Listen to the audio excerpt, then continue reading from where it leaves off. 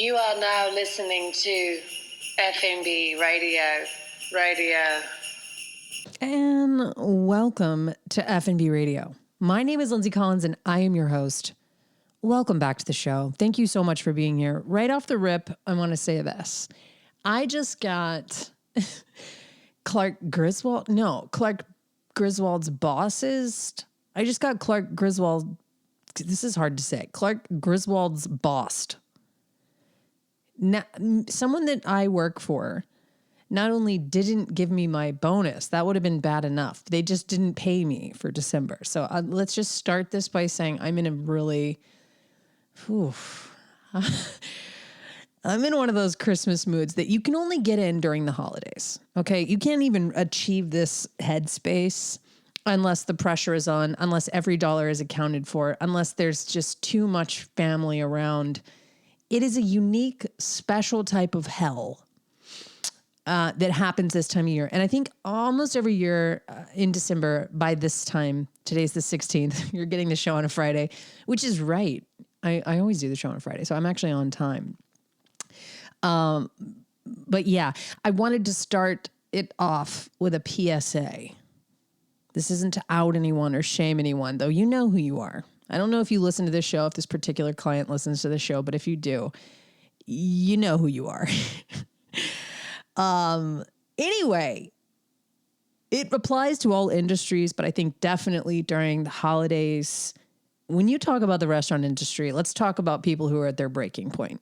Let's talk about people who are working literally on the holidays so you and your family can enjoy a meal or try to enjoy a meal, because God knows it's hard for you guys too. But if we're sitting there working Christmas Eve, some people are working Christmas Day, some people are working both. Some people don't get to go home and see their families this year, and they're sitting here clocking in, putting on an apron, putting on a happy face, listening to Christmas music, taking your order, talking to you about beef Wellington, and they're trying to be excited. Okay. Or they're back there making beef Wellington and they're trying to be excited, even though this is the fourth year in a row that they haven't seen their family. Those are extreme cases. I think now people get, maybe time off, but honestly, they don't. If you think that much has changed, you're wrong. You can get one or the other. That's how it works in every restaurant I've ever worked in. They're like, you want Thanksgiving or you want Christmas? You want Christmas or you want New Year's? You can pick. But you're only going to get one, which means by default, you're only getting one of the three holidays with your family. So that comes with the territory. I'm not saying this is anything new or anything to be like, boo hoo, poor you. My thing is if you're a customer, if you're a guest, sorry, I forgot my training. If you're a guest, you would never call them a customer. Customers go to Target. Okay. Guests come to your restaurant. If you're a guest, you have one responsibility. Are you ready? You have to pay a lot. You have to make sure you have the money to tip them. 20% isn't enough. 20% isn't enough anyway anymore because of inflation. So it's now it's 25%. I'm not saying you have to have the money to go out. Most of us don't. I will not be dining out this holiday season because I straight up can't afford to. But it's okay if you don't have it. That's actually super normal. It makes me feel like less of a loser. But if you are going out and then you suddenly get cheap when it's time to tip or when it's time to whatever it is, pay whoever you're paying for whatever service they've done for you, and you can afford the thing, but you can't afford to tip them, or you're going to get chintzy on the tip because it was mostly wine I don't want to hear any of that. Do the right thing.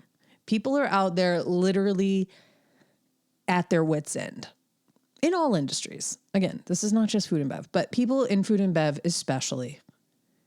Just be generous. This is the takeaway for the whole episode is generosity, a little bit of compassion for understanding the situation that other people might be in, because it's really easy to just assume that everyone's doing as well or as bad as you are. I always assume everyone's doing as bad as me, which is its own curse. You have to understand, I'm talking to myself here. Not everyone is you. Everyone's not doing as bad as you. In my case, I'm always like, oh yeah, people, who could possibly? But then I realized there's a lot of people who could possibly. And if you can possibly, then you should. And you better make it a fat tip. It better not be like, it just better not. And it better not be like, you know, that thing where you're snippy with them because your family's stressing you out. People in the service industry are not your whipping girl or boy, which is like a crazy outdated colonial term where they would take a poor person and make the rich person, the noble person, they got a spanking for the rich kid so they could see how terrible it was, but they wouldn't actually have to feel it. That's kind of how it feels when you all of a sudden, as a person who thought they had enough money to go out to eat or to hire someone to do something, suddenly can't afford it. And they're just like, uh-oh, listen, it's a hard time of year. That doesn't apply once you're at signing the check time. Okay? I don't think anyone that listens to this show needs this lecture. This isn't generally just a reminder to budget properly and to tip generously, and in general to be extremely generous in your life and around every month out of the year, but especially during the holiday season when people truly are kind of like landmines out there. You don't know who's about to blow. You know what I mean? I'm laughing, but it's not a joke. Like people are in the grocery store holding back tears. And that's the straight up fact. The people that are checking you out at the grocery store are holding back tears. The check out yourself people who have to watch people bag their own groceries, even sometimes they're holding back tears as they watch you. They're basically just supervising, but that's still hard. Okay. So I'm just saying, you better go out and you better plan accordingly and make merry and be generous and ball. If you got it like that, ball. And if you don't, stay home. Okay. Or try to do something for someone else. But I think everyone turns into just an island during this time of year, for good or bad, you know, for different reasons. They turn into an island and they just stop being able to see how we all rely on each other, not just financially, but emotionally, whatever it is. Like you can't just, drop off because you're like, it's the holiday season. Like people still need you. People still need you to do what you said you were going to do, which is pay them. It's really just as simple as that. Just pay the people that you said you were going to pay and don't be cheap.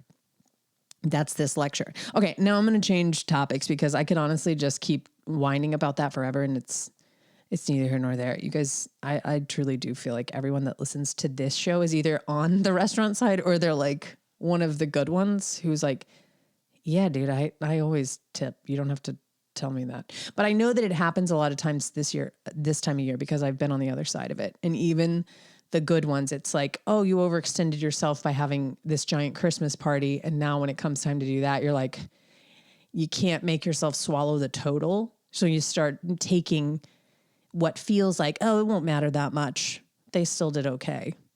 And the truth is, that's just not acceptable. It's just not. I don't care what your job is. You have to pay the people in your life. Period. End of story. Okay. All right. I want to switch to something that I don't normally do because I'm like, I don't really feel not qualified, because I'm pretty qualified. I'm in food media, technically. More than technically. I am in food media. But something that struck me as really like kind of like, ooh, what's all that? Vice is the parent company of Munchies, which, you know, it made Bam Bam Baklava a superstar. They've had so many different cookbooks, Bon Appetit. Like they've just had a really, really fun kind of tongue-in-cheek channel called Munchies for a while now. And it just seemed like there was no appetite big enough there was just no slowing it down. There was so much appetite for this kind of content. Everybody's switching to video. Everybody wants more food content. And then I feel like in the last couple of weeks, suddenly there's all these murmurs around, and this is my personal experience. This isn't, you know, I could be speaking out of turn here, but this is just what I've been experiencing. I was talking to someone else in food media in town, And he was talking to me about the podcast and asked me how it's going. And I was like, it's chugging along. It really is. I got a new review. I want to know who posted the review because it was so sweet. And I shared it on Instagram, but I always like to know who actually said it so I can thank them personally. So if it was you, DM me and I'll send you a t-shirt. This is not a bribe. This is a reward. See the difference? Reward is something you get when you didn't know you were going to get it. A bribe is where you say, if you send me a review, I'll send you a t-shirt. That's not what I'm saying. See the difference? Anyway, he said, as someone who, without giving away too much about this person, writes in food and is in media in food, it's so impossible to get people to pay for stuff around food. The content world is kind of struggling because the kids say that Instagram is, it's a graveyard. It's just for grannies. It's a place for old people. And I can't disagree because I technically am an old person at this point. And even I am like unsure of the viability of Instagram as a way to like get your name out there or get your content out there without having your content ripped off. I recently got featured by Fernet, which was amazing, for content that I made a year ago with my friend Amanda Greeley. And they asked me and DM'd me and were like, can we share this? We'll give you credit. And I was like, yeah. And they gave me photo credit, but claimed the recipe as their own. And this isn't me like smashing Fernet for that. I'm just saying this is the kind of stuff that happens. Like there's casualties like that all the time on the internet when you're making food content. And at the same time, people are pushing for video, which is the most expensive medium to make, edit, and release and store. If you want to talk about like the back end geeky stuff, like video takes like huge memory cards, it takes giant storage space, huge iCloud subscriptions, like all of this stuff to even manage the files. So everyone for the last 2 years has been being like, video is the future. And I don't disagree, but I'm also like, how? And then with Munchies, this is going back to that, going out of business. I guess they were cut. Their funding was cut. Everyone was let go. And they're no longer going to be making content. And that was kind of wild to me because I'm like, it seemed like such a strong brand that just was doing all the right things and had it going. And, that audience certainly isn't for everyone. It's definitely a little more edgy, but it was a big deal to see it just kind of collapse like pretty quickly. Like it was just like they were full steam ahead for making more video content and more channels and focusing more money into food. And then this person that I was talking to who's in food media he said directly to me, he said, there just aren't that many good food podcasts. And I didn't take it as an insult because I don't really consider it's a podcast about the world of food and beverage, but it's definitely not a food podcast. There's some that are actually dedicated to like stories of people who work in food and beverage. And I feel like I do that to some extent, but mine's like a weird hybrid. It's like, anyway, it doesn't matter what mine is. He said himself that he thinks there aren't that many good food podcasts, and he's always shocked by how few good food podcasts there are, and that there's not one that's just really king. And honestly, I don't disagree, other than like, why isn't F&B Radio the best podcast in food on the planet? I don't know, because to me, we're asking the important questions here. And it's funny. Okay. Is that like, yeah, that's kind of egotistical, but I think it's funny. Sometimes I think the show is funny, and that's okay for me to say because it's supposed to be funny. It's a comedy podcast, but I just thought that was interesting because I'm like, wow, he's not wrong. There's not like a Joe Rogan for food. Not that Joe Rogan is like, I mean, in magnitude, you know what I mean? Not that there should be a Joe Rogan of food, but there's not a podcast that's that popular for as popular as food is. And at the same time, watching big brands cut budgets in the food space, it's making me ask myself, what do people want from food media? Because it's clearly not what's happening. I mean, I don't know. It can't just be TikTok butterboards and like, food celebrities. like there has to be something in between. Like, where are the people who are making content that's actually authentic? And I have answers that I think are applicable to that question, but it's mostly just because everything gets ripped off. Like, it's impossible by the time you start to get any kind of traction or any sort of voice, which is hard to even find to begin with. It's like it almost gets immediately gobbled up by knockoffs and copycats, and then it just becomes like impossible to tell where it came from in the beginning.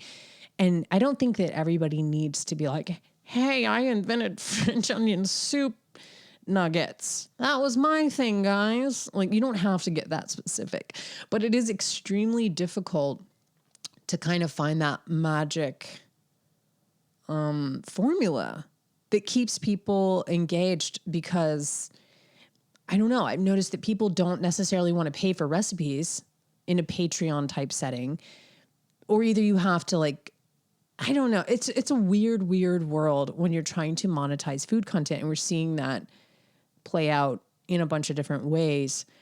But it just made me, it made me scratch my head, because I was like, dude, if Munchies, which was such a strong brand that just seemed to be like sort of like the Comedy Central or MTV of food, like if that can't keep people engaged, that seems like it's targeted exactly to the consumer, you know, people that probably work in food and beverage, or people that are just like, that's their style.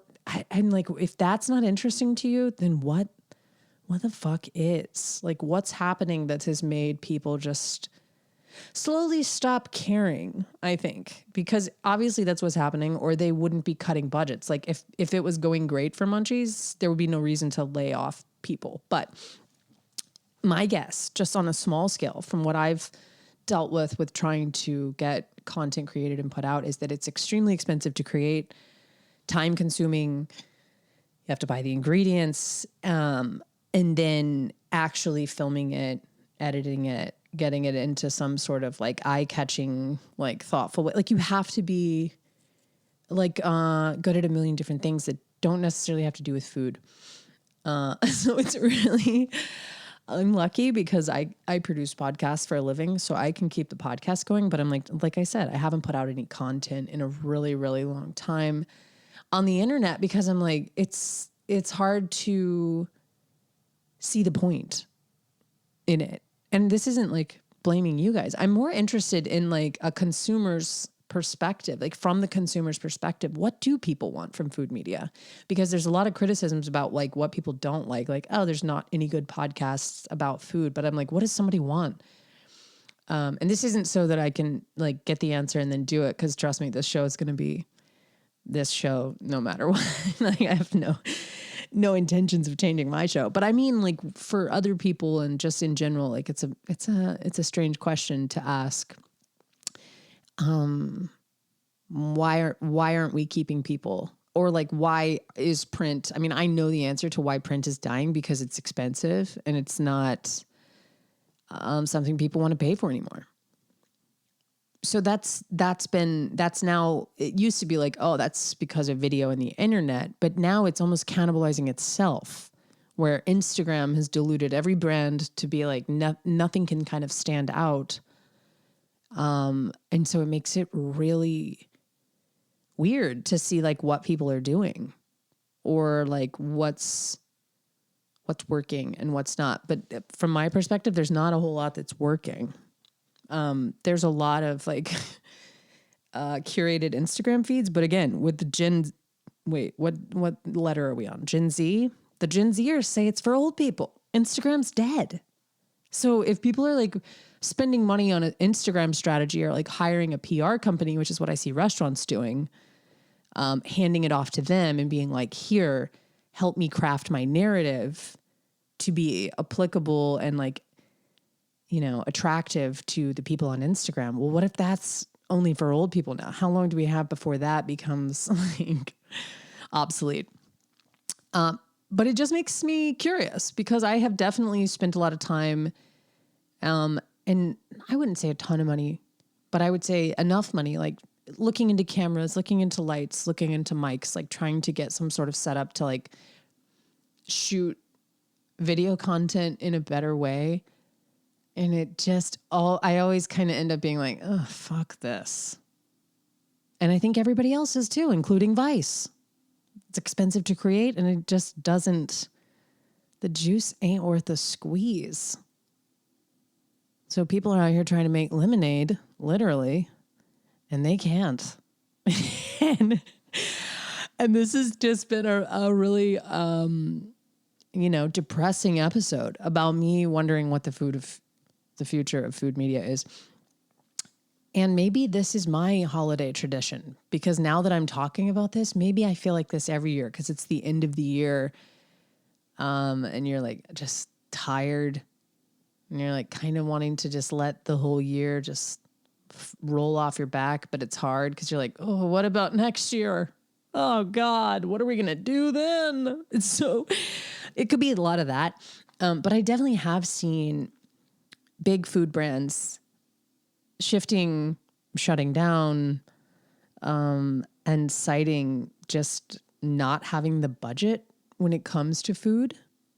And it really does. I don't have a good answer for you, but it really does beg the question, why and what do people want and who's doing it right?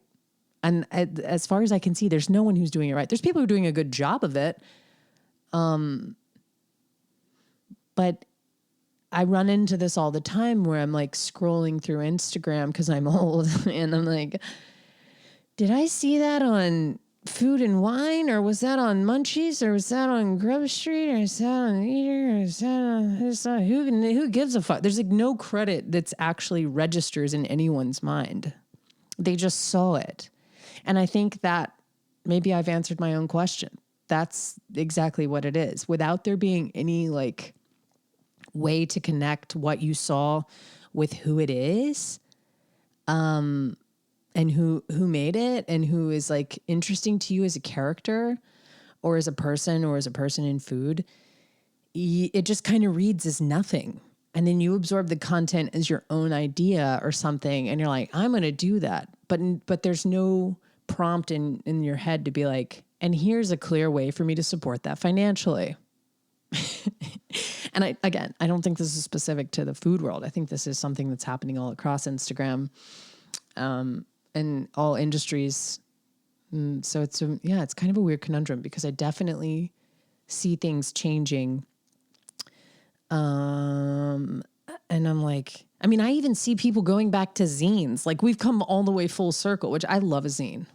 I've almost made a zine several times because I'm that age and because I just like shit like that. And it's always like fun to me. When I was 5 years old, no, I was older than 5. I couldn't even, whenever we got a computer, maybe I was like 9. I started a family newsletter because I was like, and it was essentially a zine. It was just something I made on my computer and I would like tape pictures of what I was talking about and write captions under it and then photocopy it a bunch of times and send it out. I had subscribers. Put their little address on there. Me and my sisters would write different parts of it and like updates on what was happening in the family. And, somebody who got married, whose birthday was that month. And it was very cute. And so zines have always been something that like just really speak to me. I think I like to hold a publication in my hand, and zines feel very like organic and just authentic and fun, punk rock. Very cool. So I mean like even people in like in the food world have started doing zines or actually trying to make some sort of physical copy of their quote unquote newsletter that gets mailed out. It just feels like we're just going back. Like what would be interesting, like food told through hieroglyphics. Like maybe the next thing will be like you have to have access to a cave and you go in there and you try to figure out these riddles to make a recipe. Someone's going to steal that idea. It's probably already happening in Copenhagen. Are there caves there? I don't know. If not, they'll do a pop-up somewhere in North Africa or the Middle East. I don't know. Where are there caves? Utah? Who lives in Utah? Anyone? Tell me. Can I use your cave for a pop-up? trying to reinvent food media. Like we're just really going back to basics, trying to figure out what the fuck people want from food media. Because it cannot be TikTok food trends, which I absolutely hate. And I know I'm not alone in that. They're silly to look at. Like, don't get me wrong. I see the appeal. It's like certain types of pop music. I'm like, all right, that's a banger. Okay. Yeah, I thought twice about making it. I did think about it. It's crossed my mind several times, but I'm not going to do it because it just starts to erode everything that exists around making food something that people do with integrity and that people can be compensated for. Suddenly it's just become like, well, people got to eat and it should be free and recipes should be endless and new and fresh and well photographed and video tutorials, all for the low, low price of no money. So anyway, meanwhile, people just can't seem to stop trying. You know, I'm not going to stop trying. I'm going to figure it out. Maybe it's hieroglyphics in the cave. It will always be this podcast, which does, you know what? I want to give you guys all the credit right now because this podcast, it's not been an overnight success, but let me tell you this, it's never stopped growing. It's a slow and steady type of thing that we're building, you and me and everyone that joins and listens to the show and leaves a review and comments on my shit and like cares about my life and likes what I do with food and thinks that it has value. So I can't fully say that. I guess I'm just, I've been kind of like, wow, I keep being haunted by this person's words talking about there was no good food, no one who's doing a food podcast really well. And it just made me think, well, how can that be? Someone's got to be doing it well. Is it me? If it's me, and you want to sponsor this show, you can email me at fnbradio@gmail.com. That's EFFINBRADIO@gmail.com.